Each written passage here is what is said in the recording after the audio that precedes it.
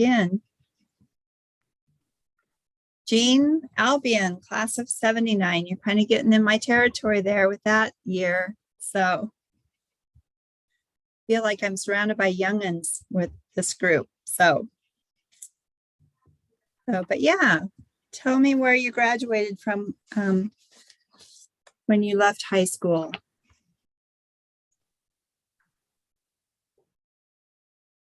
Those of you who have joined us. So see if there's any common connections among us today. So I got a weather report from Melissa, high of 97 in Cambridge today. Was that the right number, Melissa? 97, it's steamy. Okay. I have not been out, so I don't know what the temperature is here. We're going to give it a couple more minutes for our participants to join us. So anybody not share where they graduated high school? It's currently 90 degrees here in Holdridge. So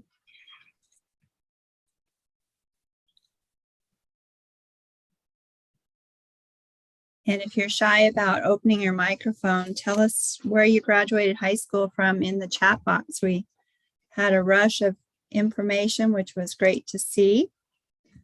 Oh, Beverly, no, not at all. I concur with what Krista just said. So we've got I don't know about more experience, but anyway, thank you. You are a very active, community-minded person, Beverly. You are very active. So I like to stir the pot. I have to say, when Ansley decided to co-op with Litchfield and they changed to the Spartans, it's really tough for me if I go to a high school event to consider myself a Spartan and wear the black and gold instead of the navy blue and white. So just an aside to that. So we've got some more people joining us, but you still have a minute or two to tell us where did you graduate high school? We've had Minden Whippets, we've had Albion, we've had Wausau Vikings, Ogallala Indians, I believe, Bertrand Vikings. So just wanted to share some community connections.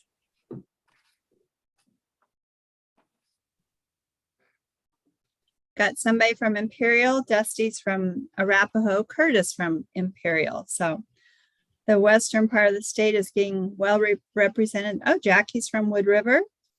Stacy is an out-of-stater as well. She graduated from Jacksonville, Florida high school in Jacksonville. So, well, I think as people continue to join us, I want to honor everybody's time and get started. So great information about all of you. We will maybe try this question down the road here a little bit in coming months as well. So thank you so much. I just want to recognize before we get started that the Nebraska Department of Economic Development is a financial sponsor of the HomeNE Learning Network, and we are grateful for their financial investment and support. And Sharon, just joining us, you'll be hearing from here shortly. We can't forget about Eustace. So good. But just a reminder to all of you who are here in attendance, we are streaming on our YouTube channel. So if you do encounter difficulties with this particular feed, feel free to switch over there to our YouTube channel and join us as well. So if I haven't introduced myself, I got caught up in all of your high school answers. My name is Lori Ferguson, and I'm with South Central Economic Development District. We office in Holdridge, and we cover a 13-county area in central and south central Nebraska. So thank you for joining us today.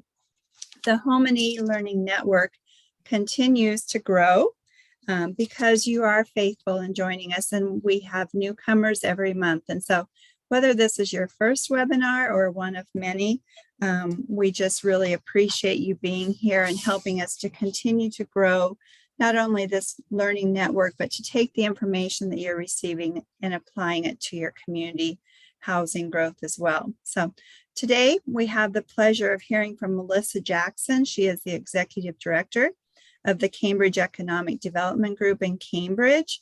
And we are really excited to have her joining us today. So before we begin, though, I have a couple questions for you. First of all, we want to know what interests you about the topic of today. And then I also added a new question because Melissa is talking about local incentives for housing growth in Cambridge. I'd like to hear from you.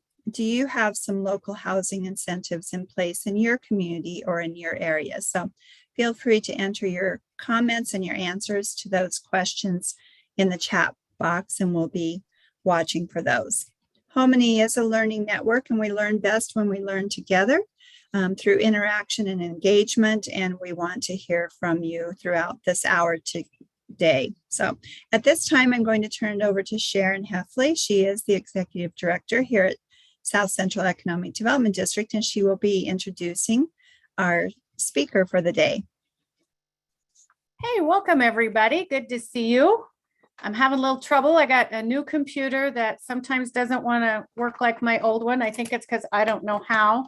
So I hope you all can hear and see and that your computers are working better than mine right now. So I just want to welcome you to the May edition of the HomeNE 2022 webinar series. Like Lori said, South Central Economic Development District is honored to serve as the lead agent for this learning network, and we are glad you're here. I know that we'll be missing some people today because the Strategic Housing Council that NIFA has started is going on from 1 to 5, and I backed out of that to come in here and spend an hour with you, but I see good things coming for housing across Nebraska, and that's exciting. HomeNE is designed for people from across Nebraska seeking to successfully assess and address local housing issues. The purpose of HomeNE is to provide face-to-face and online opportunities to foster interaction, engagement, and skill building for local individuals passionate about seizing the housing opportunities in their communities. And it's to empower and encourage those of you participating to apply what you learn. So today we're joined by Melissa Jackson from Cambridge Economic Development. I am excited to hear this because I've been driving through there and watching and just getting snippets here and there of what is going on. Melissa grew up in Southeast Nebraska, attending the College of St. Mary in Omaha, where she played volleyball and studied English and communications. Then she spent a number of years working for ad agencies in Kansas City, followed by 15 years with the Cattlemen's Beef Board as trade media manager. Following the Beef Board, she moved back to Nebraska and continued her work from home career in public relations, planning, media relations, media event management, and content development, including both long format editorial and social. So with more than 20 years of communication and public relations experience in ag, she moved to Southwest Nebraska in 2014, and in 2016 joined the City of Cambridge's Economic Development team, primarily involved in PR and event planning, and she currently serves as the contracted executive director. Melissa also contributes to the Pinpoint Communications marketing team, serves as co-president of the Cambridge Area Chamber of Commerce, and does freelance work for APC Proteins based in Des Moines. So Melissa, welcome to our HomeNE network. I am eager to hear about all the great things happening in Cambridge. I'll hand it to you. All right. Well, thank you very much for that introduction, Sharon. Makes it sound more exciting than what it really is. And I do have to admit, I am fairly new to the economic development world. I have a lot of PR background and communications. So I'm learning as I go, which is exciting. There's something new to be learned every day. So I appreciate the opportunity to join today and learn from this network as well, and to share some of the things we're doing in Cambridge. As you can tell too, that is an old picture. I've since cut my hair. But yes, I am from Southeast Nebraska, but I love the fact that I can call Cambridge home. My 2 children and I did move out here in 2014, and between my husband and I, we have 4 kids, and the kids all love it here too. There's just, for a town of 1,100 people, we actually took a little bit of a jump in the last population growth. So kind of different for small Southwest Nebraska, but Cambridge does really have a lot to offer, from our schools to our top-notch hospital, our local businesses. And not only that, but we're about 2 minutes from Medicine Creek Reservoir. So our kids get to go fishing and swimming all the time too. So we just love it here. I also will admit that since I did move out here in 2014, a lot of the things I'm going to be talking about today had either happened or were in the works. So I did have to call in the help of our city clerk, Kendra Kinney. So she gave me a lot of the background history for today's discussion. I really appreciate her help. She sadly is retiring at the end of the year, but they did make a new hire. Excited about her joining June 1st. So anyway, Kendra has done a lot for the city of Cambridge and also for me and in my position with economic development. So where did it all start? Mid-America Ag, along with numerous community investors, originally purchased the ground south of the railroad tracks from Bob Lochenauer for construction of an ethanol plant. That construction began in 2007, and then the plant actually started production in 2008. Kendra tells me it was very controversial back then. Of course, there were city council meetings where people spoke in favor and not in favor, but Cambridge was really an excellent location because they had access to rail. The city did have to make a lot of changes. They had to make sure they had adequate power to the ethanol plant. They had to build a substation. And in the midst of all this, they had the Bartley, Indianola, Cambridge water project going on, the BIC water project.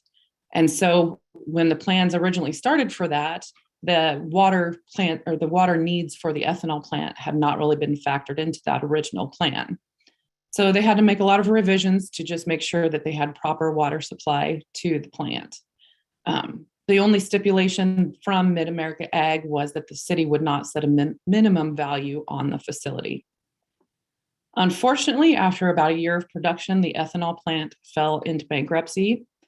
And in 2009 was then purchased by Zeeland Farms out of Zeeland, Michigan in 2010. So at that point, they incorporated into what is now Nebraska Corn Processing. Nebraska Corn Processing currently employs approximately 50 people. So that really, the ethanol plant really brought employment opportunities to Cambridge as well. But from some of the stories that I hear from my ED board members, there was just a lot of hemming and hawing about that. A lot of people felt very strongly either one way or the other, but it eventually made its way here. Mid-America Ag, since they were producing the ethanol, then saw the opportunity to sell their ethanol, and that's when the A New Travel Center came about in 2014. And that was really the anchor project for Harvest Meadows. Again, that took a lot of work with designs. They wanted a truck wash because the nearest one was actually in Lexington, which from Cambridge is about 45 minutes. But they wanted to wash their trucks that haul mash. It took a lot of time to drive back and forth to Lexington. And then on top of that, if they had any maintenance that needed to be done, they had to sit and wait for that as well. So anyway, they wanted this travel center to sell their ethanol fuels, their diesel. They have biodiesel, and they also wanted it for truck repair and for a truck wash. Not only that, but Highway 6 and 34 just on a daily basis carries a lot of truck traffic. But ANEW was the very first project in Harvest Meadows, and it's on the southeast side of Harvest Meadows. We did already have a redevelopment agreement with the original developer to use the TIF for the Harvest Meadows project to build commercial and residential lots. So the 77 acres in Harvest Meadows were purchased from Bernie Jones. That was a car dealership here in town in 2010. And then in 2013, Cambridge was awarded a Nebraska Investment Finance Authority grant to assist in the cost of a new comprehensive plan that had a housing component to it. Some of this concern from the community was that they were using money to build new infrastructure, new streets. Some of the people who lived in Cambridge for a long time felt that the city should be investing in the people who were living here, who already had homes in town.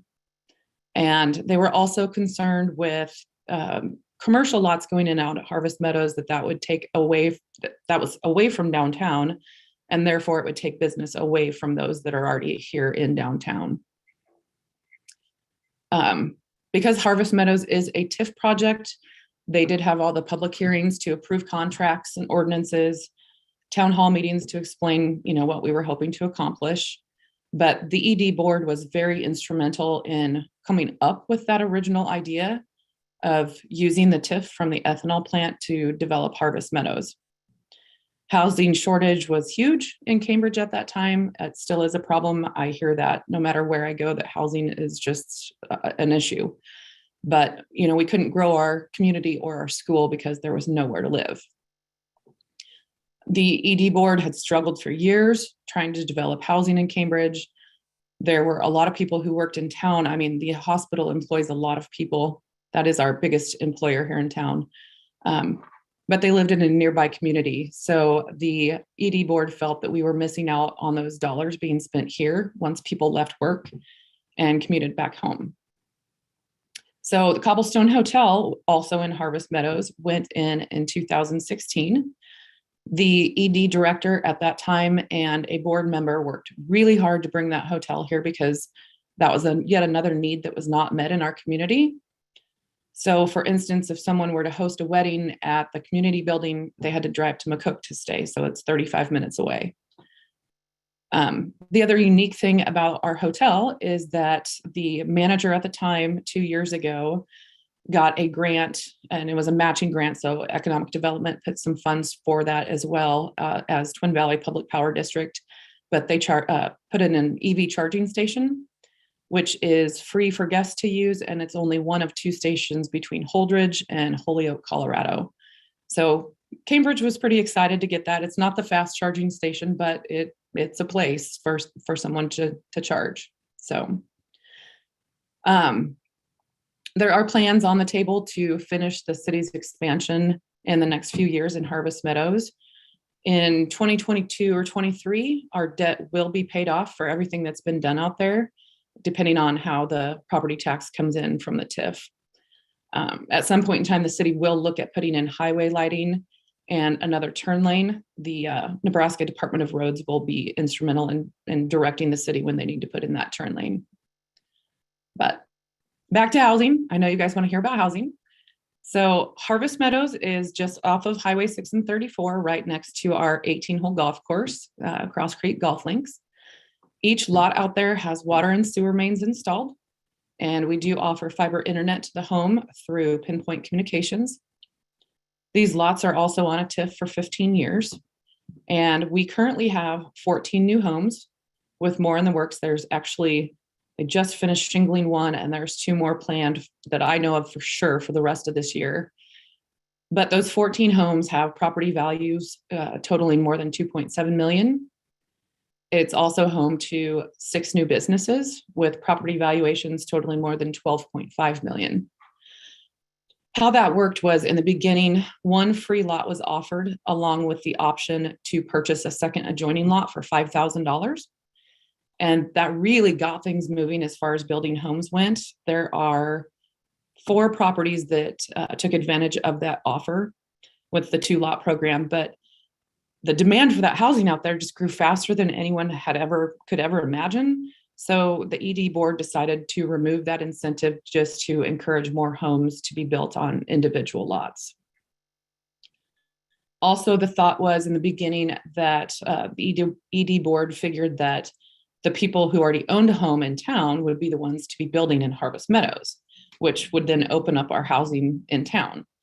However, the people that lived in town stayed in town. So most of our residents in Harvest Meadows are new, or they're alumni who've moved back to town. So that's wonderful. A couple of years ago, we really went through a housing. It just felt like the houses were just shifting. People were just moving house to house, and it was just exploding. But, you know, like I said, we have a great school, great hospital, growth, wonderful small businesses. So I think that's why that was happening. But I want to share with you a few of the pictures out in Harvest Meadows on the next couple of slides. So the one on the left here, that was probably about the 5th house to go in.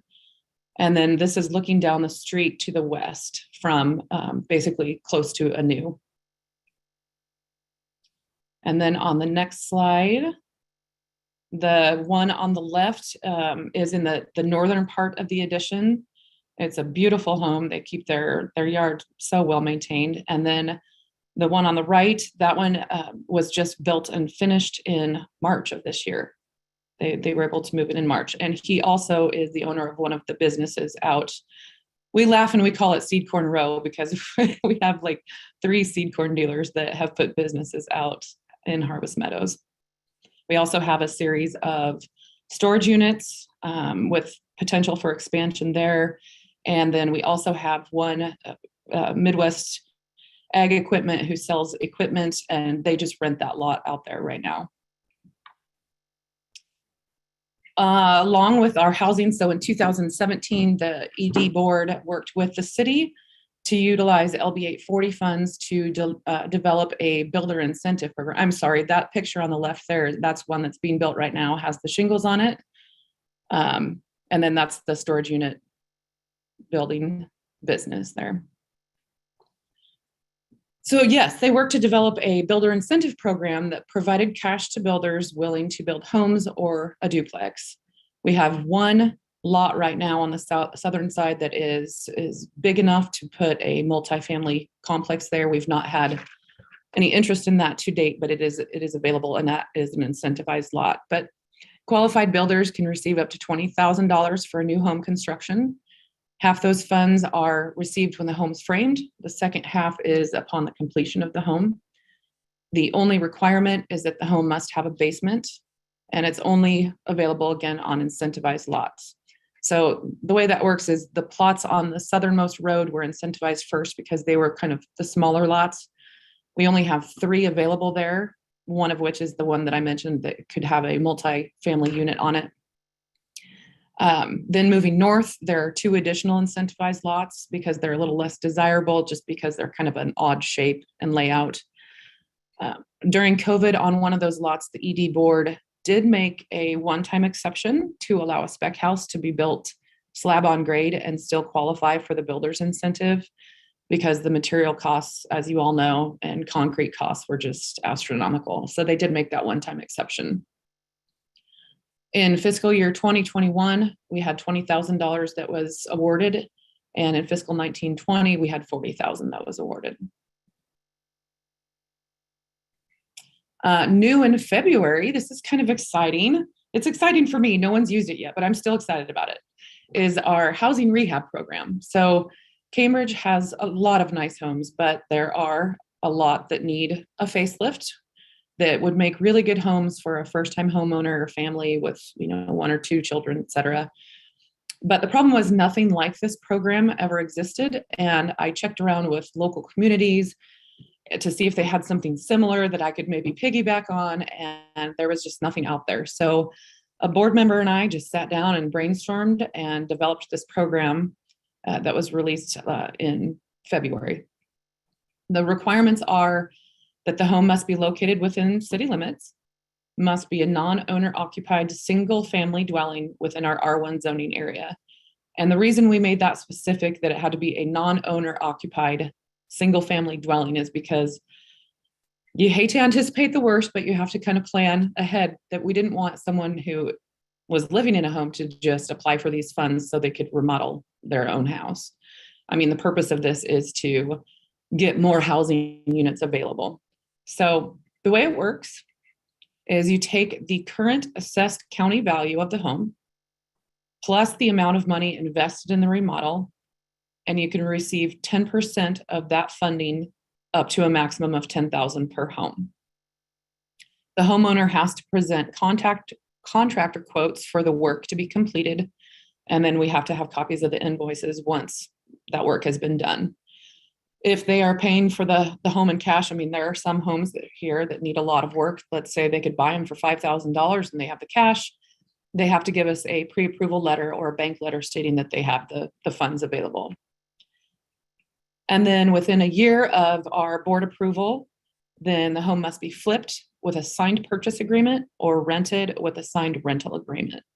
So like I said, that program is available. The ED board budgeted for $50,000 for that, so we could hopefully get 5 different homes flipped or rented. One program I did not highlight in the presentation deck, but I do want to touch on it briefly today, is the Tri-City Housing Initiative that we have with Binkelman and McCook. So we received $405,000 in grant funding from the Nebraska DED to build spec homes in each of those 3 towns. For the first 2 homes, they had to draw from the grant, so there were income guidelines that had to be met. And then once the first 2 homes have sold, the income guidelines are lifted, and any funds from the sale of the house go back into that revolving loan. So then any of the 3 communities could draw from those funds to keep building houses. The home in Binkelman just sold, and McCook hopes to have theirs completed and sold by the end of the year. So we here in Cambridge are using one of the lots in Harvest Meadows for a spec house, and the city has generously given $30,000 for the basement on that. That's the investment on the city's side. And we already have the infrastructure and lot, so we're kind of ahead of the game on that one. But from our perspective, we're hopeful that someday those funds can be built up to the point that we can include additional surrounding communities, make it bigger, better, and grow more housing. So for instance, if Bartley would join, say they are 8 miles west of us, and they get a house built in Bartley, we would make that assumption that people will come to Cambridge and go to the grocery store, or get fuel, or do some more shopping here in town. So that's kind of our long-term hope, is to be able to grow that to the point where we can include other communities in that. We could only have 2 houses going at one point in time. And so, like I said, since Binkelman did theirs first, we had to wait until that house sold to get started on the one here in Cambridge. I also do have to mention our down payment assistance program, which has been so extremely successful throughout the years. It's not funded with LB 840, but I just wanted to throw this out there for the group in case if you had a private investor or could get some grant funds to do something similar to this, because it really has helped a lot of people get into those homes. Even the new builds where it's a $300,000 house, and some people say, do they really need the down payment assistance? And they do. So anyway, this program started in spring of 2014. In 2021, we had 8 loans for about $104,000. In 2019, 2020, we had 8 loans again for a little more than $84,000. It is, like I said, privately funded through a local donor who wishes to remain anonymous. Loans on that are limited to 15% of the purchase price, with a maximum of $15,000 on an existing home, and then $30,000 for those building a new home, including those houses out in Harvest Meadows. And the great thing is the down payment assistance program is almost self-sustaining. So pretty soon that program income can continue to be loaned out to support new applicants without asking for further donations from that foundation. So if anyone's interested in that, I'm happy to share that information with you. Lastly, I would be remiss if I didn't mention the 2 fires. I'm sure that you have all heard about that in the past month. It was very scary. Our community is really going to be recovering from this for years, whether that is mental or physical. It's going to take a lot. The most recent 702 fire, which was closer to Cambridge, the other one was closer to Arapahoe, burned about 68 square miles, which was more than 44,000 acres of grass and farmland. Longtime fire chief J.P. Trumbull, sorry, I'm trying to make it through without crying on this one, did lose his life in that fire, and one family lost their home, but they do plan to rebuild. Cambridge was evacuated twice because the fire did come within about 1.5 miles of the west side of town. But, at one point we had about 70 fire departments from all across the US in Cambridge because we were the incident command post. But we heard so many times there were so many different federal organizations out here. It's hard to describe, but they just boasted about how wonderful Cambridge is and how well we fed them. What a wonderful little town that we had, the people that were here.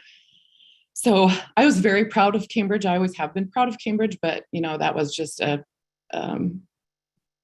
disaster that we hope never happens again. And people keep saying that when it happens the next time, we just keep saying, I hope it doesn't happen the next time.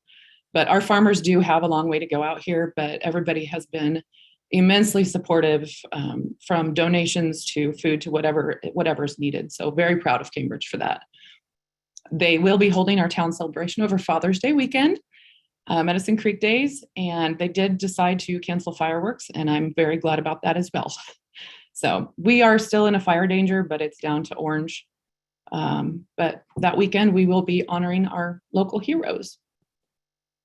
So that's what I have for housing. I think we have some great programs out here, and I appreciate the collaboration with other cities and other ED boards. I think as long as we can continue to share information between each other, that we can just help each other get bigger and better. And that's the goal of this.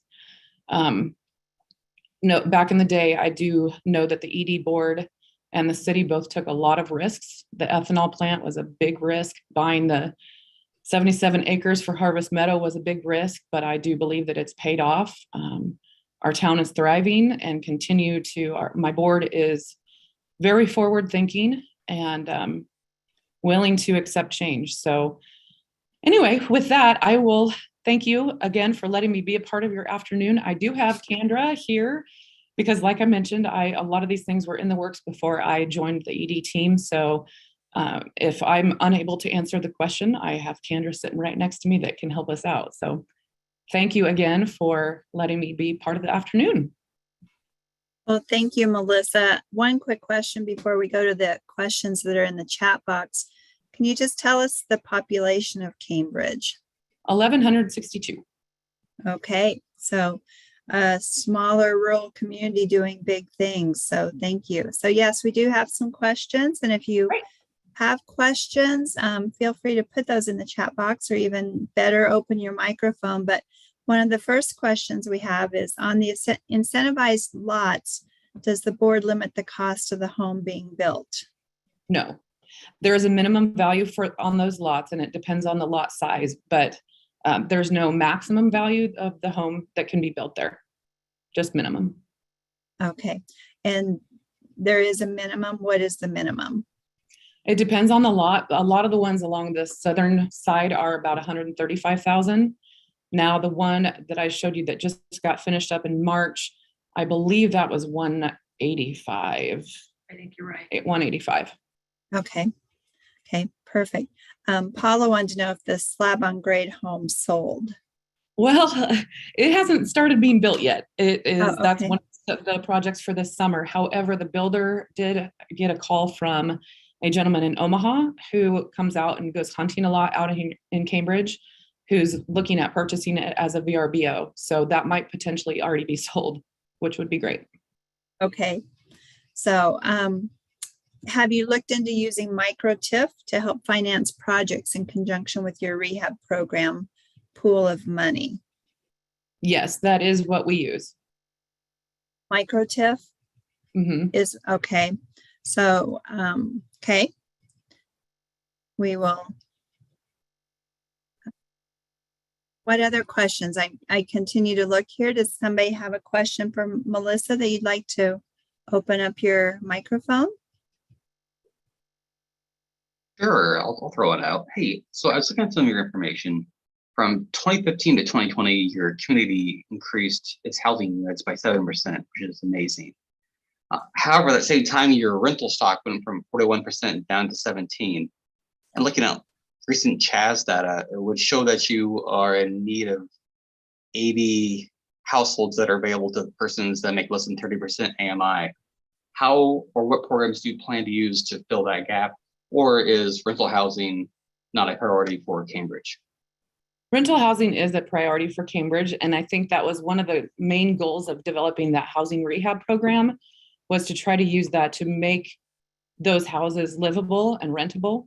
I know that all of the housing that's available for rent right now is full. So again, that's why that program was put into place. I really would like some builders, contractors to take advantage of that.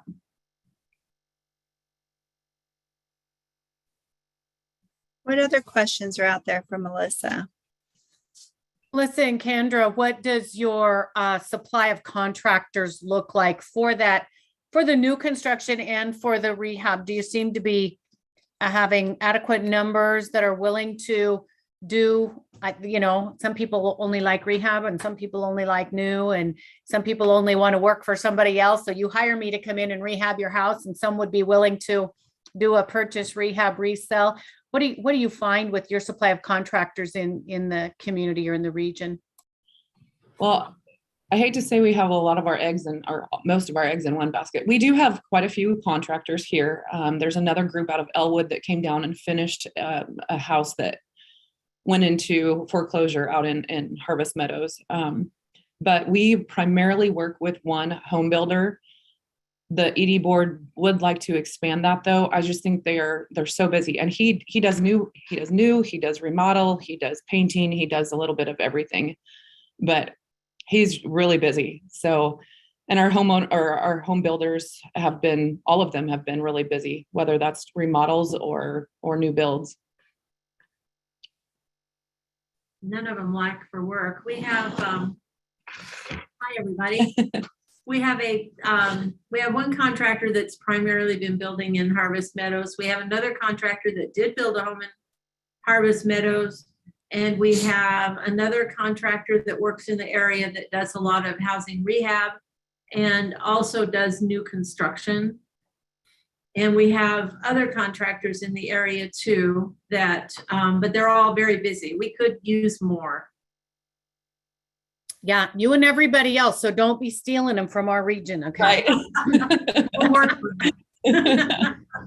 Kudos to you guys for not only the new construction, but now going back and saying, now we're going to help fund that rehab. As I look in communities, I see so many of these older homes getting very tired, and then grandma goes to the care home and they close them up and oh, I just don't know, it'd have to be fixed. Maybe we'll just leave it. And man, that's just tragic for our communities. We need those homes at every level. And we have so many communities that are saying, we have no places. We are desperate. These teachers won't come if we can't get them a place to live. So that is really to be admired. Have you looked at all, or do you have any issues with people, particularly absentee landlords, it seems like, but for whatever reason, people that are leaving houses vacant but unavailable? We don't have too much of that in Cambridge, vacant housing. I hear about it from other clerks that they have concerns about it, but in Cambridge, we don't have too much of that. We do have, I think, one couple that are snowbirds that do go south in the wintertime and actually have utilities disconnected. But we don't seem to have too much trouble with that. We do in our office to help the landlords and to help people looking for housing. We keep a landlord list, and we hand that out any time that someone either emails us or comes in and asks for available rentals. We have a list available that we hand to them, and I think that helps get people connected with the landlords and helps get them in rentals. And we also, at the hospital, they have the plaza that they have opened up for rental space, and there are no contracts. You don't have to stay there for a year. You could do it for a month if that's all you need it for, is a month. But you're right, bringing teachers to town, they're not sure if this is just a transition step or if they're going to stay here. So rentals are needed. I think it's kind of scary to buy a house when you first get a new job and you don't know, you haven't lived there, you don't know the area or whatever. And so we are seeing a big demand, but that's awesome that you don't have that issue of those vacancies, Sharon, Yeah. this is Paula. I was at a meeting yesterday and the issue came up with people who maybe go to the nursing home and then the home sits. Right. But the underlying issue that we have to figure out on the housing side is people don't want to sell that because then it has to be expended or they lose their Medicaid, Medicare. We need to be talking to somebody on the medical side to figure out how to free those houses up because they're trying to hang on to them so that they have something to leave their kids or just expenditure costs. And so it triggers something on the Medicare side. On the Medicaid side, my husband and I had to deal with that with his mother several years ago. Medicaid won't let you hold on to it. You do have to sell it. Okay. Right. So it has to do with estate planning, and you have to have turned that over or put it in an irrevocable trust or something like 5 years prior to signing up for that program. So yeah, it's something that we probably all ought to be talking about. We also participated twice in the Department of Economic Development Housing Rehab Program. Yeah. We successfully rehabbed about 25 homes in Cambridge for low to moderate income individuals and families. We also participated in some infrastructure planning with the Department of Economic Development, and were able to improve streets and storm drainage in an area of town that was primarily low to moderate income. So we were able to improve their lifestyle of living. Yeah, that's awesome. So those 25, were those owner occupied rehab projects? Yes, they were all owner occupied rehab projects. Some of the Nice. homes have since they've either sold them and moved away, or they have passed on and their families have sold them. We have a few that are still living in those homes. So in the housing stock, those homes still look good. So we've been really pleased with that program. That's awesome. It sounds like you've addressed housing on several different levels in Cambridge Mhm. through owner occupied rehab, new construction, down payment assistance. So kudos to you guys. So any other questions for our speakers today?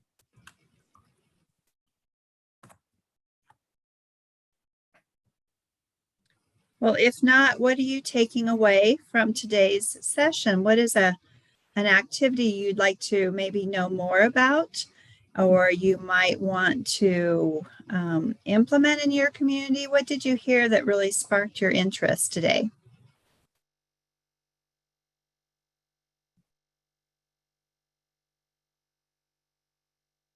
You know, I really love that one private donor provided the funds for the down payment assistance. We're always looking at maybe investment clubs or things like that, but that's kind of looking at things in a whole new direction, something that can be promoted in communities. Right. Yeah, definitely. So what a great, go ahead, Kurt. No, microtip really hasn't been used in the state. You're probably one of the first communities I've known that's actually gone ahead and used it. You've renamed it. But I remember when Senator Groney and Senator Lane passed that, it wasn't used for about 2 years. And so I think it's great that someone's using that. And thanks for being the test. Yeah, I'd like to know more about that for maybe a future project we have in mind here. So, yeah. Would you like Kendra to talk a little bit more about how they've used that here? Sure. We had the ethanol plant come to Cambridge. They did not want the TIF. So we were able to use those funds to build our subdivision. Our reasoning for our action was that the ethanol plant, they were bringing 35 to 50 new employees to Cambridge. We were in a housing shortage. So we needed the housing for the ethanol plant to come and for it to be successful on its own. We were able to get a redevelopment contract with the ethanol plant owners, build Harvest Meadows, and then each home and each business that gets built out there, they get a lot.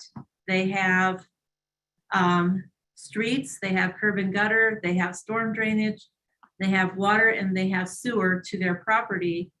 In return, they sign a micro-TIF contract that they agree to build, to construct whatever, be it a residence or business, and we set the timelines in the contract when this has to be done by. They have to agree to build sidewalks. They have to agree to build concrete driveways. They also have to agree that the valuation of what they construct will be at a minimum value. At the end of that, then after everything is complete, we will release, we have them sign a deed of trust that we file against that property. When everything is complete, we release that deed of trust so that they own that property free and clear. And their investment is in the construction of their business. We provide them a place to do it. Okay, thank you. I think I was speaking to somebody the other day who has been reluctant to use micro TIF. And so when you said you were using it, just echoing what Kurt is saying, I was surprised and pleased to know that somebody was implementing it. So thank you. I may put you in touch with that person. So Not lessons. hard to do. It's pretty easy to do. Okay. There's some paperwork involved, and there are conversations that need to be had with the person that's building, but otherwise it works well for us. Okay. Okay. So Stacy and Amy both think that the rehab housing program that you're doing sounds like a great tool, and that's something that they're taking away from your conversation with us today. So thank you. So, well, let's just start to conclude here. Thank you, Melissa and Kendra. But Yes.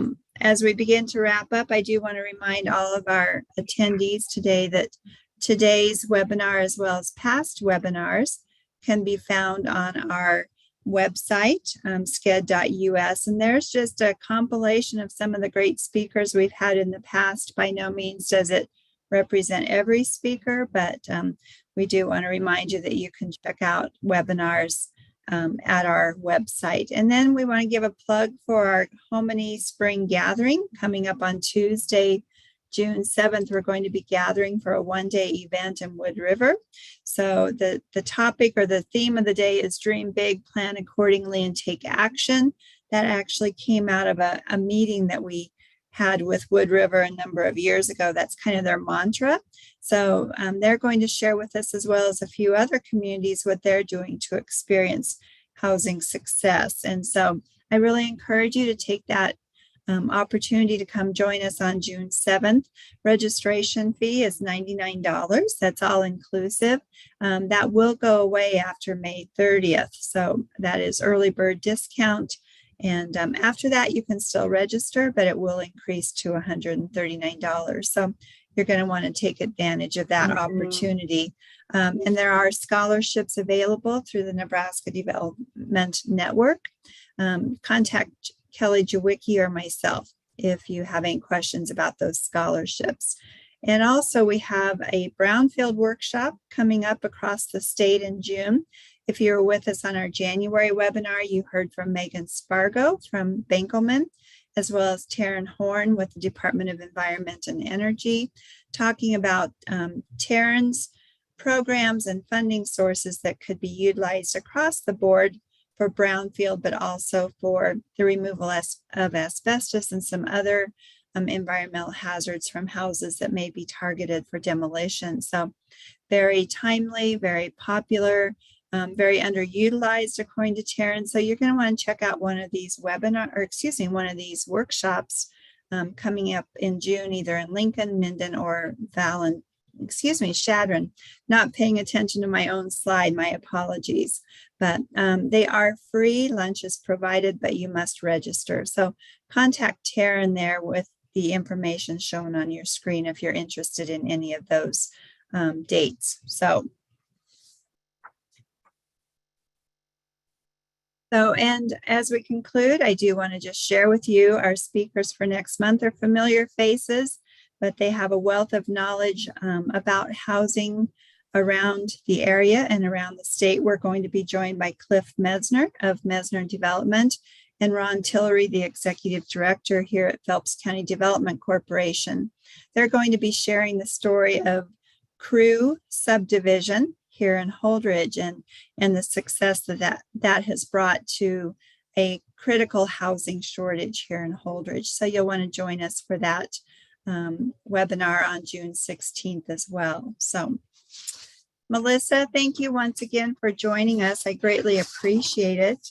I know you took time, and thanks also for sharing the picture of the fire, and just we are glad to see that you're on your road to recovery. So yeah. Thank you.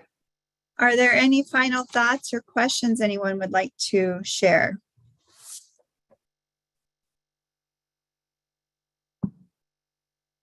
Well, if not, thank you once again for joining us on our HomeNE webinar, and to everyone, have a great rest of your day.